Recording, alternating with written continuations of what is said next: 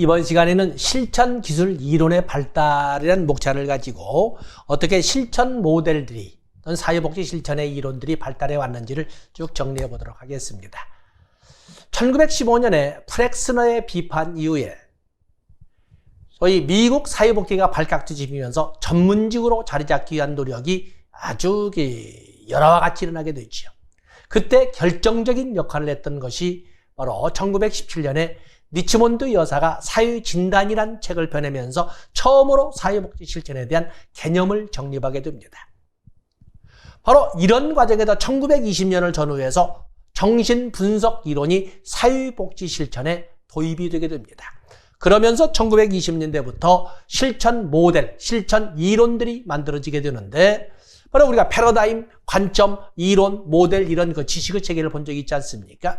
이런 모델들이 만들어지는데 첫 번째 만들어진 모델이 1920년대에 나왔던 바로 진단주의 모델이 등장을 합니다. 바로 1920년대에 프로이드의 정신분석을 기초로 해서 만들어진, 제시된 진단주의 모델에 대한 반발이 1930년대에 기능주의로 등장하고 진단주의에 대한 발전적 증대, 발전적인 방향으로의 수정 증보된 것이 심리 사회 모델이라고 합니다. 그래서 보통 우리가 20년대와 30년대의 심리, 30년대의 실천 모델을 간단하게 정리해 보면 이렇게 볼 수가 있습니다. 먼저 진단주의입니다. 진단주의와 기능주의는 상호 비판적이든 진단주의를 비판하면서 등장을 했기 때문에 기능주의와는 같이 이렇게 해서 교재에서도 이렇게 박스로 비교를 해 놓은 것입니다. 진단주의는 1920년대에 프로이드의 이론을 기초로 해서 프로이드 이론의 기초에서 만들어진 모델로서 이 진단주의는 과거에 초점을 두어서 현재를 찾아보자고 하는 이런 연구라고 할 수가 있어요. 그래서 과거에 당사자가 알든 아니면 알지 못하든 간에 과거의 경험을 통해서 현재 행동의 원인을 이렇게 찾아내는 또는 현재 행동의 원인을 과거의 무의식 속에서 프로이드가 이끌어가는 것처럼 찾아내보고자 하는 접근을 실천이라고 했던 것이 바로 진단주의예요. 그에 비해서 기능주의는 1930년대에 신프로이드 학파라고 할 수 있는 랭크의 의지심리학에 기초를 하여 만들어진 의지심리학의 기초, 바로 현재에 초점을 두고 현재의 문제를 풀어가고자 하는, 그래서 사회복지 실천을 현재에 초점을 두고 원인을 찾아내고 현재의 문제를 풀어가보자 하는 방향으로 전환시킨 것을 바로 랭크의 의지심리학이라고 합니다. 여기서는 진단주의는 과거와 무의식을 강조하지요. 무의식을 강조하고 또 이드에 초점을 두는 데 비해서 여기는 당연히 의식적 의지죠. 의식적 의지와 하면서 당연히 에고에 초점을 둔다라고 볼 수가 있습니다. 진단주의라고 하는 것은 사회복지 실천을 뭐라고 정했냐면 마치 아픈 환자를 전문가인 의사가 치료해 주듯이 아픔을 가지고 있는 클라이언트 문제를 풀어줘야 된다, 해결해 준다고 보는 거였어요. 그래서 여기는 워커 중심, 사회복지사 중심의 실천으로 사회복지 실천을 뭐라고 보냐면 마치 의사가 환자를 치료해주는 활동처럼 부르기 때문에 일명 사회복지 실천을 질병의 심리학이라고 이렇게 부르게 된 거였어요. 그에 비해서 기능주의는 가능한 한 당사자의 당면 문제를 가능한 한 스스로 풀어갈 수 있도록 도와주는 쪽으로 이렇게 실천을 해보자. 그래서 여기는 워커 중심보다 클라이언트 중심의 실천을 강조하면서 스스로가 스스로 문제를 풀어가는, 스스로가 스스로 아픔을 이겨내가는 이런 과정을 돕는 이런 활동을 사회복지 실천하기 위해서 사회복지 실천을 성장의 심리학이라고 불렀어요. 초점을 여기는 문제를 풀어준다, 치료에 초점을 두는 데 비해서 여기는 스스로가 스스로 문제를 이겨내는데 힘을 실어준다, 원조에 초점을 두는 이런 특징을 가지고 있어요. 진단주의는 강조하는 것이 전의예요. 전의와 역전의는 이미 인행사에서 다 배우셨겠지만, 전의라고 하는 것은 클라이언트가, 당사자가 알지도 못하는 과거의 어떤 문제나 과거의 어떤 대상에 관한 것을 현재 눈앞에 있는 사회복지사에게 뿜어내는 것을 전의라고 해요. 말로는 전가시킨다고 하지만, 그런데 여기는 심리치료적 관점에서는 뭐라고 표현하냐면, 당사자도 알지 못하는 무의식 세계에 숨겨져 있던 문제의 원인이 드디어 사회복지사를 통해서 전이됨으로써 사회복지사를 통해서 뿜어졌네, 밖으로 드러났네, 의식화되었네. 그렇기 때문에 전이가 되었다는 것은 드디어 문제 해결의 실마리를 찾았다라고 보는 거예요. 그래서 전이를 강조하는 데 비해서 여기는 전이가 아니라 분리를 강조해요. 분리를 강조한다. 지금까지는 답답하기만 했었는데 막상 선생님 만나고 나서 이야기를 듣다 보니까 드디어 제 문제 풀 수 있다는 자신감이 생겼네요. 고맙습니다. 한번 할 때까지 하고 또 오겠습니다. 라고 이렇게 떠나가는 순간을 강조한다는 점에서 분리를 강조한다. 또 더 적는다면 진단주의에서는 클라이언트를 이러지도 저러지도 못하는 양가 감정을 지니고 고통에 헤매이는 존재로, 양가 감정의 존재로 보는 데 비해서 여기는 어떤 문제라도 거기에 부닥치는 당당하게 말하자면 정면 승부를 할 수 있는 태양 의지를 가진 존재라고 이렇게 보는 것이 기능주의가 되겠습니다. 여기는 반대 감정이라고 적었습니다만 태양 의지란 말로 바꿔줘도 되겠습니다. 바로 이런 것이 20년대, 30년대에서 이 양자는 1930년대에 등장하면서 계속 옳다 그러다가 문제가 아니죠. 오랫동안 어느 것이 보다 효과 효율적이냐를 가지고 논쟁이 있었던 거였어요. 옳다 그러다 문제 아닙니다. 여러분들이 생각해 보시더라도 다소 내성적인 사람에게 만약에 기능주의를 제시한다면, 그렇지 않으면 눈도 제대로 지키지 못하고 다른 사람은 눈도 마주치지 못하는 사람에게 네 문제니까 네가 알아서 한번 부닥쳐봐 라고 한다면 아예 버려버린 거나 다름없는 거예요. 그런 사람에게는 전문가가 중심이 되어서 좀 더 힘을 실어주는 쪽으로 이끌어 가주는 것이 훨씬 더 바람직한 거거든요. 어쨌든 이런 과정이 1930년부터 약 30여 년간 논쟁이 심화되어 왔었다는 것을 알아주시면 됩니다. 바로 이 논쟁을 풀어간 것이 1957년에 펄먼의 문제 해결 모델이 되겠습니다. 주의해보겠습니다. 바로 이러한 진단주의적 입장을 수정증보시킨 것이 바로 심리사회 모델이 되겠어요. 심리사회 모델 역시 1930년대에 여기는 그야말로 수정증보의 개념으로 또 증보의 개념으로 만들어진 모델이 심리사회 모델이라고 할 수가 있어요. 이 심리사회 모델은 1930년대에 해밀턴에 의해서 제시가 됩니다. 해밀턴에 의해서 제시되고, 그리고 1960년대에 홀리스에 의해서 체계화되는 이론인데, 그럼에도 불구하고 심리사회 모델의 선구는 리치몬드라고 합니다. 별도로 쓰겠습니다. 왜 그럴까? 1930년대에 해밀턴에 의해서 주장이 되고 1960년대에 홀리스에서 체계화된다고 말을 해놓고 왜 선구자는 그보다 훨씬 앞선 1917년에 사회진단이라는 책을 펴냈던 리치몬드를 들고 있을까? 우리는 앞에서 우리가 선수학성 것처럼 리치몬드는 사회복지 실천을 뭐라고 정의했어요? 개인과 환경 간의 개별적이고 의식적 조정을 통하여 그 개인의 인격 발달을 도모하는 일련의 과정이라고 정의를 했던 거였어요. 그렇기 때문에 보면은 결국에 환경 변인, 여기에 보면 제목이 뭐예요? 점을 찍어도 좋고 안 찍어도 좋으면 개인적 심리적 측면뿐만 아니라 사회적 환경적 측면도 같이 고려하면서 클라이언트에 접근해야 된다. 근데 우리가 발달사로 본다면 이렇게 리치몬드로부터 전부 선구자로 환경 변이를 확 부각시켰잖아요.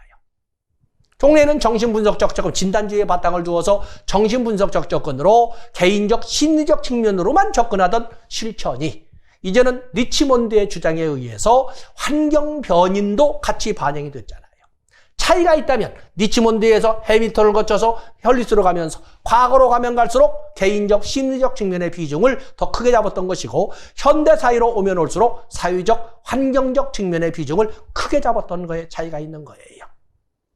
어쨌든 간에 어느 쪽에 비중을 크게 두냐를 차이는 있겠지만 심리사회 모델은 인간을 어떻게 봤어? 클라이언트를 환경 속의 인간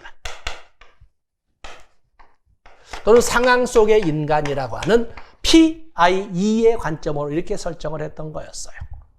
그래서 옛날에는 사람, 개인적, 심리적 측면에 좀 내면 총탈이라고 하는 정신분석적 접근에 가깝게 내면적 측면에 개인적 측면에 초점을 두고 실천을 했지만 이제는 그 당시에는 그렇지만 환경도 좀 봐봐. 그 정도 약간 99대 1 정도 있는데 현대 사회로 오면 올수록 당연히 개인적, 심리적 측면을 무시하지는 않지만 환경의 변화 속도가 너무 빠르다 보니까 환경의 비중을 더 크게 보는 그래서 어느 쪽의 역할을 크게 보느냐를 가지고 이렇게 진행되어 왔다는 것을 보시면 됩니다. 환경 속의 인간이란 말을 했지요. 그래서 여러분들 그 교재를 보시게 되면 심리사회 모델의 철학 이렇게 해서 나와 있지요. 전통적으로 사회복지 실천의 내용은 개인의 내적 요소와 사회적 요소를 모두 중시하는 심리사회적인 것이었으며 이 전통을 계승하고 집약한 것이 심리사회 모델이다. 30년대 후반에 해밀턴이 지시하고 60년대에 홀리스가 체계화했지만 그래도 선구자는 리치몬드로 설정하고 있다라는 것을 같이 먼저 정리를 했습니다. 그래서 거기 리치몬드란 말을 같이 교재는 없지만 같이 정리해 주시면 되면서 인간을 뭘로 본다? 클라이언트를 그냥 인간을 인간으로만 보는 것이 아니라 환경 속의 인간, 상황 속의 인간 1번에 환경 속의 인간 또 4번에 보면 상황 속의 인간 그에 대한 해석을 2번에 그래서 심리와 사회적 상황을 모두 중시한다는 특징을 가진 것이 심리사회 모델이 되겠어요. 페이지 넘어가 보시면 이 심리사회 모델은 개인적, 심리적 측면뿐만 아니라 사회적, 환경적 측면도 같이 고려하다 보니까 그에 대한 이론 기반이 아주 다양하지요.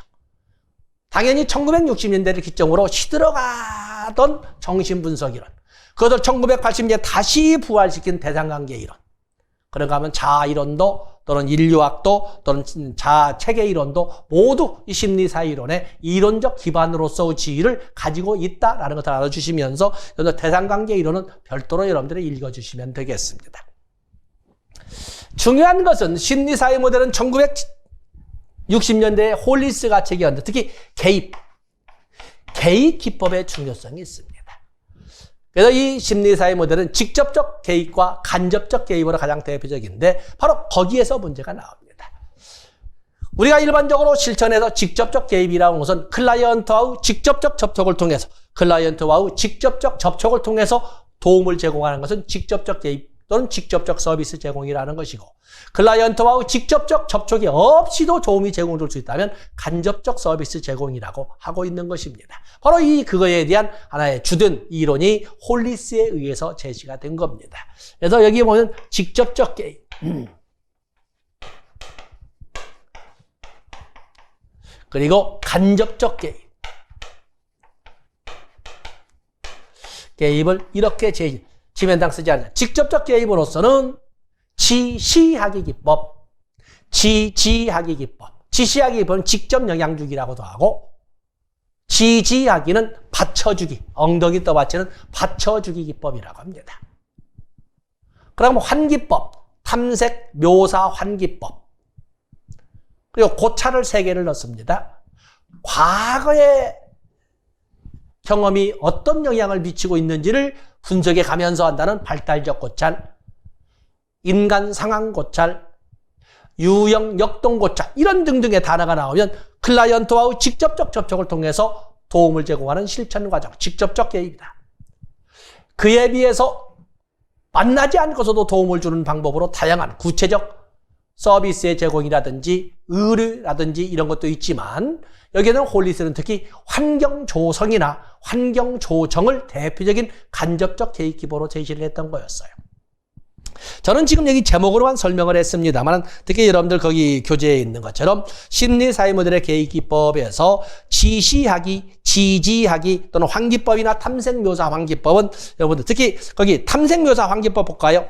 클라이언트 문제와 관련하여 클라이언트의 환경 혹은 환경과의 상호작용에 관련된 사실을 이해하고 설명하도록 원조하며 나아가 사실에 관련된 감정을 표출하도록 도움으로써 감정적 해소감을 특히 어떤 탐색, 묘사, 환기, 벤틸레이션이 나오기 때문에 감정적이라는 말, 감정적 해소감 그걸 눈물로 뽑는 것은 카타르시스 정화라고 하는 것이고, 그야말로 들숨날숨을 큰 들숨, 큰 날숨으로 이렇게 해서 긴장을 인화시키고 감정적 해소감을 느끼게 하는 것은 환기법이라고 합니다. 그래서 환경과의 상호작용을 느낀 대로 얘기해 보도록 하고, 그 과정을 통해서 감정적 해소감을 느끼게 하는 것은 환기법.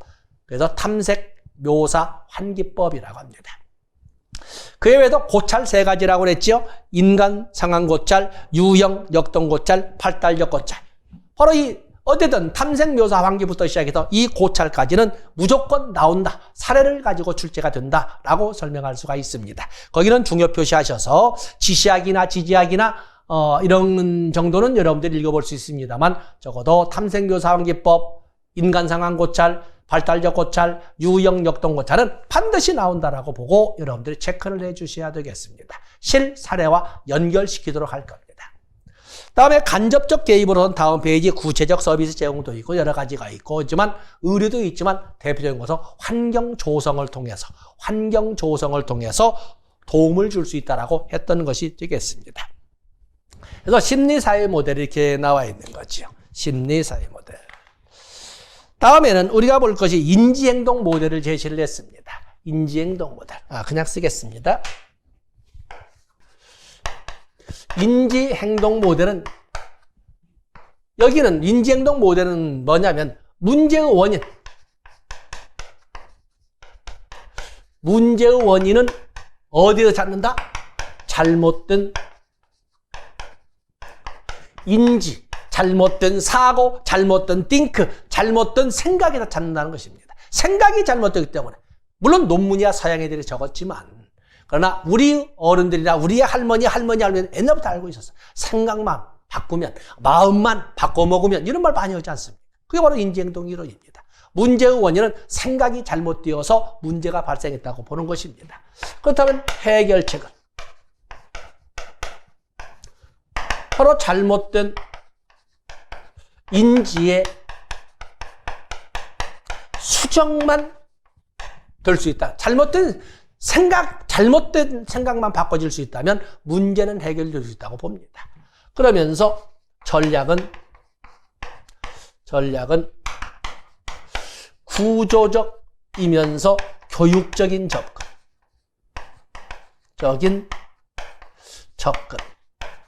그리고 주관성을 강조하지. 왜냐하면 생각이라고 하는 것은 똑같은 사건이나 똑같은 현상에 대한 생각이라고 하는 것은 사람마다 달라질 수밖에 없지 않겠습니까? 그렇기 때문에 주관성 또는 주관적 경험을 강조한다. 그러면서 정형화된 틀 속에서, 그러면서 교육적 의미를 가지면서 접근하면 문제는 풀어갈 수 있다. 그래서 대표적으로 구조적이라는 것은 오늘날 나오는 실천 모델은 다 구조적이고 정형화되었다라고 하지만, 교육적이라는 말은 인지 행동 모델에서만 등장을 합니다. 먼저 적어보시고, 그리고 대표적인 예로서 앨리스의 REBT. 그래서 이 앨리스가 제시한 사실은 이 레이셔널 에모티브 비헤이비어 세라피, 이렇게 하고 있으면 합리적이면서도 정서적인 행동을 치료하는 기법, 이렇게 하고 있는 거거든요.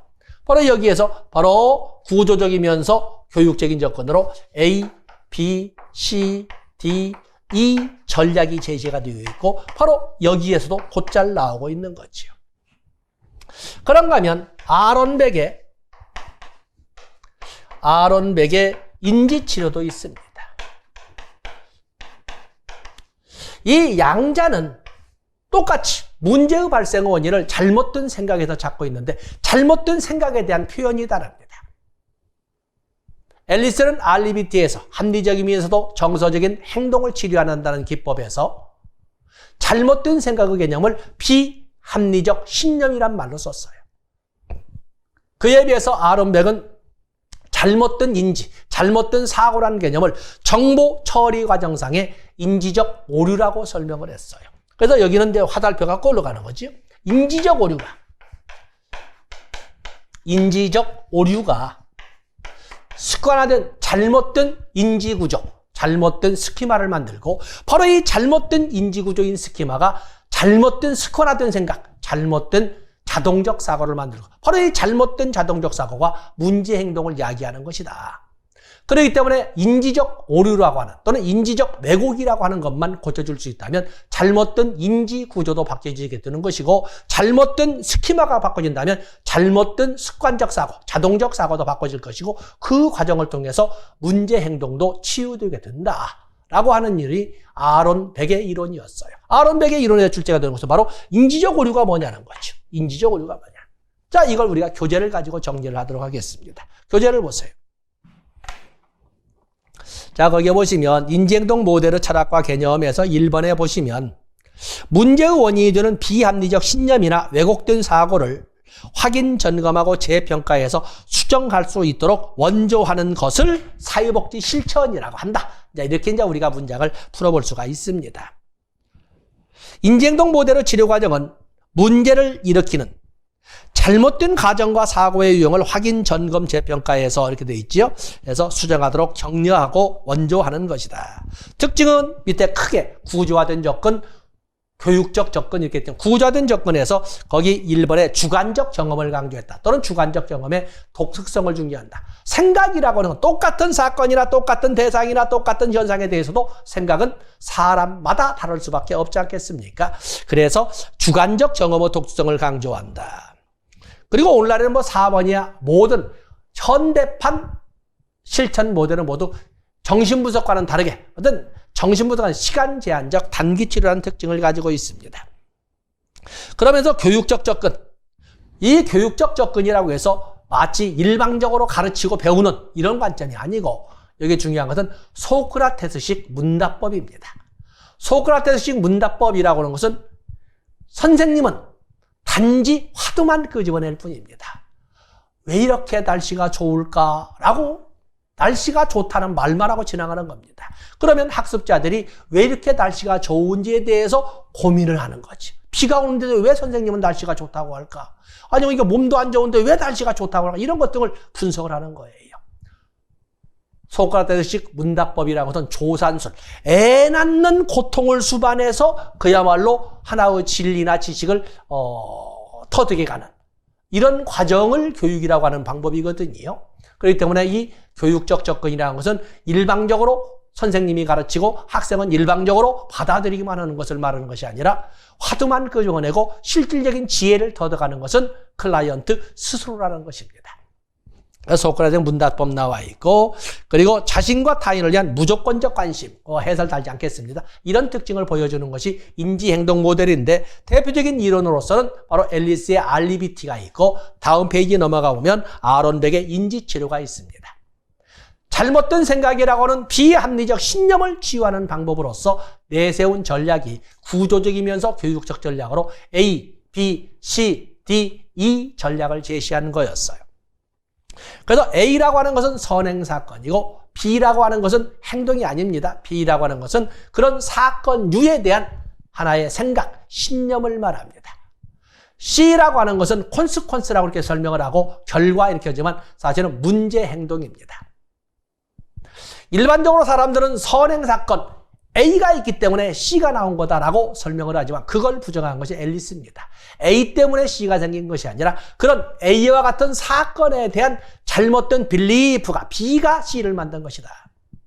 그 때문에 디스퓨트라고 하는데 클라이언트의 잘못된 빌리프를 비합리적 신념인 비합리적인 빌리프를 합리적 빌리프로 바꿔줄 수만 있다면 바로 이 논리적으로 반박해주는 교육적 과정을 D라고 합니다. 그러고 나면 반드시 긍정적 효과를 받게 된다라고 하는 것이 이 이펙트가 되겠어요. 문제의 원인은 선행사건 A가 아니라 그 사건 등에 대한 잘못된 빌리프 때문이다. 빌리프를 합리적으로 바꿔주는 과정을 교육적 과정인 D라고 본다. 이게 하는 것이 앨리스의 A, B, C, D, E 전략이 되겠어요. 다음에 아론 벡도 역시 마찬가지로 잘못된 생각이 문제 행동을 일으켰다라고 봅니다. 잘못된 생각이 문제 행동을 일으켰다라고 보는데 바로 이 잘못된 생각이 잘못된 스키마를 만들고 잘못된 스키마가 잘못된 자동적 사고를 만들고 잘못된 자동적 사고가 문제 행동을 반복시킨다는 거예요. 그러면 정보 처리 과정상에서 나타나는 인지적 오류, 인지적 왜곡을 잘못된 사고로 설정을 했는데 그것만 바꿔줄 수 있다면 잘못된 스키마도 바꿔지고 그로 인해서 잘못된 자동적 사고도 바뀌어지고 그로 인해서 문제 행동도 치유된다. 그러면서 도대체 잘못된 사고라고 하는 정보 처리 과정상의 인지적 왜곡 또는 인지적 오류는 뭐냐? 약 10개 정도를 제시했습니다만 여기서는 한 6가지를 제시를 해봤습니다.